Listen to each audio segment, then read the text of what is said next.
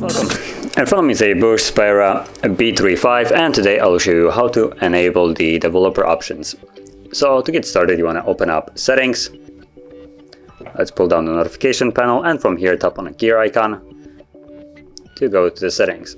Now in the settings, scroll all the way down to About Phone and find Build Number. So it's right here, second last thing. Tap on that 7 times and you will get the message, you are now a developer. So you can go back and you can see that there is a new option right here, developer options. And you can tap on it, and here you'll find all the developer options that you can access.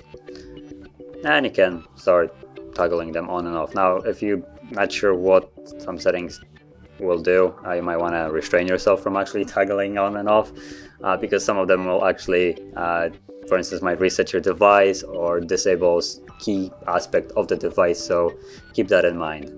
But yeah, that is how you would enable it. Now, if you found this very helpful, don't forget to hit like, subscribe, and thanks for watching.